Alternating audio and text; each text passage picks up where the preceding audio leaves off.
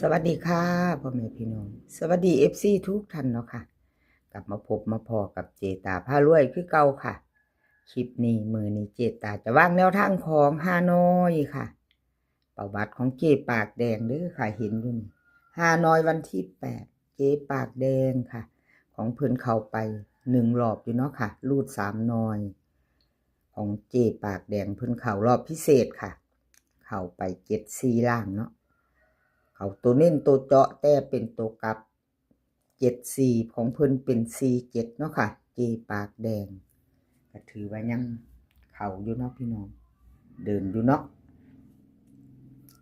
มาไปต่อไปใหม่มื้อนี้ค่ะฮานอยเนาะค่ะฮานอยออกทุกวันออกทุกมื้อค่ะฮานอยมี3รอบช่องของเจตารูด3นอยรอบพิเศษ5:30รอบปกติ6:30รอบ VIP 1:30ค่ะช่องเจตาแล้วก็จะมีหาเซียนค่ะเจตาพารวยเจปากแดงอสมใจอน้อยนำโชคแนวทางพ่อเก่งค่ะสำหรับรูด3นอยเนาะค่ะแนวทางของ5นอยเนาะ FC สิตามผู้ใดชอบแนวทางของผู้ใดค่ะรูด3นอยก็พิจารณาเอาแคปหน้าจอตามต่อเนาะค่ะมาเบิ่งของเจ๊ปากแดงมือนี้ค่ะตามของเจ๊ปากแดงมือนี้รูด3หน่วยวิ่งรูดเพิ่นให้มา8กับ1ค่ะ2ตัว4หาง81801213เบิ้ล88 11ค่ะ3ตัว3หาง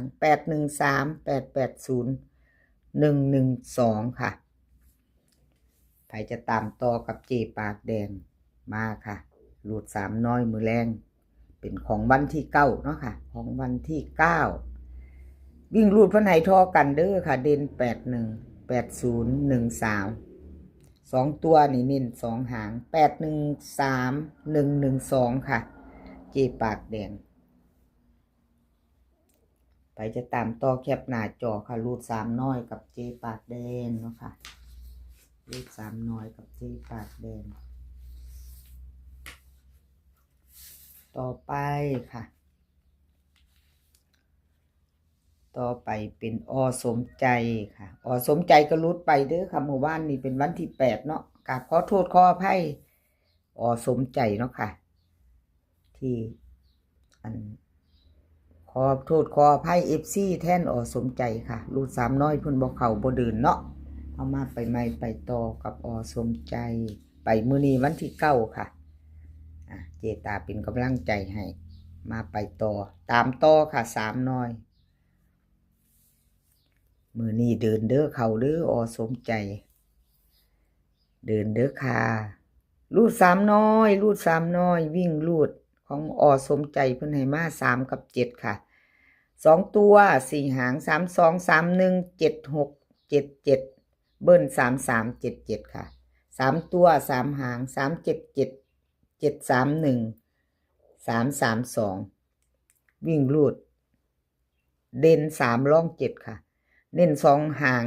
2ตัว2หาง31กับ77 3ตัวเน้นหางเดียวค่ะ731เอาแคปหน้าจอค่ะใครจะไปต่อกับสมใจรูด3นอยมือแรงเนาะค่ะมีพิเศษปกติแล้วก็ VIP เนาะค่ะ3รอบฮานอยมีทุกมือค่ะแคปหน้าจอค่ะใครจะไปต่อกับสมใจเนาะแคปหน้าจอใครจะไปต่อกับเพิ่นไปต่อค่ะน้อยนำโชคก็หลุดไปค่ะพี่น้องหลุดไปมื้อนี้เดินเด้อน้อยนำโชค เขาในเด้อ2ตัว3ตัวเด้อเขาในเด้อ FC เพิ่นรอคอยอยู่น้อยสมใจกราบขอบคุญขอบคุณ FC เนาะค่ะที่เข้ามากดไลค์กดแชร์เข้ามาเป็นกำลังแรงใจให้เจตาเนาะค่ะทางช่องแล้วก็กราบขอบคุญขอบคุณ FC ทั้ง5ท่านเนาะค่ะทั้ง5คนน้อยสมใจแนวทางพ่อเก่งเจปากแดงแล้วก็เจตาเนาะค่ะ มาไปตามต่อค่ะอน้อยนำโชคหลุดไปกับขอโทษขออภัยค่ะแทนอน้อยน้อยนำโชคเนาะค่ะอน้อยนำโชคขออภัยแทนเพิ่นเนาะแนวทางเพิ่นบอกเขาบ่ไปบ่ปังเนาะค่ะรูด3น้อยค่ะมือแรงวิ่งรูดเพิ่นให้7กับ1ค่ะ3ตัว72 73 19 18เบิ่นจะมี7711 3ตัว719 118 172วิ่งรูดเด่นทอกันค่ะ7กับ1 2ตัวเน้น2หาง72กับ18 3ตัวเน้นหางเดียวค่ะหางเดียว172แคปหน้าจอค่ะใครจะไปต่อกับอน้อยนำโชครูด3น้อยมือแรงเนาะค่ะมือแรงใครจะไปต่อนำเพิ่นมือแรงค่ะแคปหน้าจอแคปหน้าจอแล้วไปต่อเลขทุกตัวเอามาวางเพื่อเป็นแนวทางค่ะโปรดใช้วิจารณญาณในการรับชมเป็นอย่างสูงเนาะค่ะพิจารณาเอาไปต่อค่ะไปต่อแนวทางพอเก่งเข้าไปรอบพิเศษ3ตัวตรงๆเด้อค่ะพี่น้องของแนวทางพอเก่ง FC ว่าจังใดกันแน่มีไผใดไผตามน้ำเพิ่นบ่เห็นเขาแล้วก็สิตามอยู่ละเจตาวะติ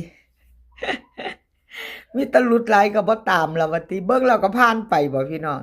เบิ่งแล้วก็ผ่านไปเนาะมันบ่เข้าก็คือวานล่ะเฮามาตามใหม่ไปใหม่ค่ะมีเขามีรุดเนาะค่ะมือหนึ่งรุดมือหนึ่งกับเขาเนาะที่เฮาชอบเฮาพร้อมเนาะค่ะรูด3น้อยเพิ่นเข้าหมู่บ้านนี่ค่ะถึง47เนาะรวบพิเศษล่างเขาทั้งล่างเขาทั้งบนเขาทั้ง3ตัวเขารอบเดียว4147เนาะค่ะล่างเลขออก74ค่ะแนวทาง74วันนี้14บนเนาะค่ะก็ออก14ของ5น้อย41เนาะเพิ่นเข้าทั้งบนทั้งล่างแล้วก็3ตัวตรงค่ะ441รอบพิเศษเอาเป็นจังใด FC เป็นตาตามต่อบ่เตรียมแคปหน้าจอเด้อค่ะเขาทั้งบนทั้งล่างทั้ง3ตัวเนาะอะไรก็ไม่แน่นอนเนาะค่ะเกิดขึ้นได้มีเขามีรุดกับขอบุญขอบคุณแนวทางพอเก่งเนาะค่ะที่ให้แนวทางมาวางทางช่องเนาะรูด3น้อยของเพิ่นค่ะของเพิ่นFC จับตามองค่ะไปต่อมือแรงผู้เพิ่นผ่านเข้ามารับชมรับฟัง FC พิจารณาชอบกับจัดคัดกับผ่านเนาะค่ะแนวทางพ่อเก่งรูด3น้อยมือแรงค่ะวิ่งรูดเพิ่นให้2กับ8 2ตัว4หาง2928 8180ค่ะเบิ้ล2288 3ตัว3หาง280 829 822ค่ะวิ่งรูดเด่น2กับ8เท่ากันเน้น2หาง2981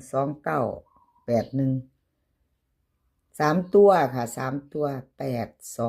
829แคปหน้าจอค่ะใครจะไปต่อกับแนวทางพอเก่งรูด3น้อยเนาะค่ะ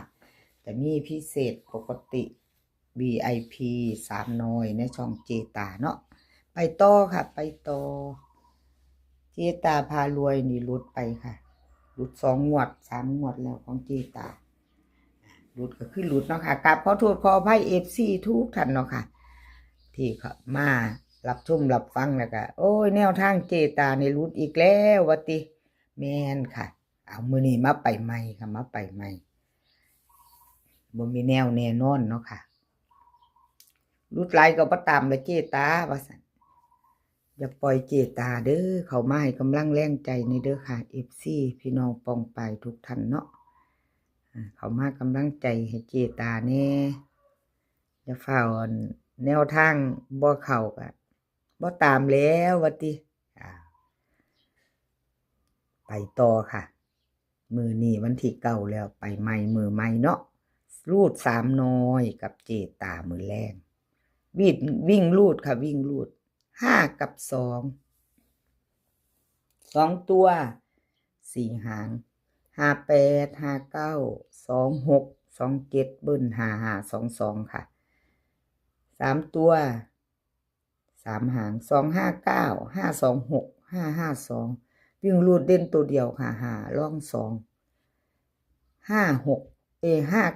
กับ26 59กับ26ค่ะ526ตัวเจตาเน้นให้คลิปนี้ก็ขอให้พี่น้องโชคดีมือแรงค่ะไปรูด3น้อยกันกับเจตาผ้ารวยเนาะให้โชคดีให้มีความสุขค่ะสุขภาพร่างกายแข็งแรงกันทุกคนเดินทางไปไสก็ขอให้ปลอดภัยค่ะเดินทางไปขอให้มีโชคกลับมาขอให้มีชัยค่ะขอบพระคุณหลายๆคลิปนี้ก็สวัสดีค่ะ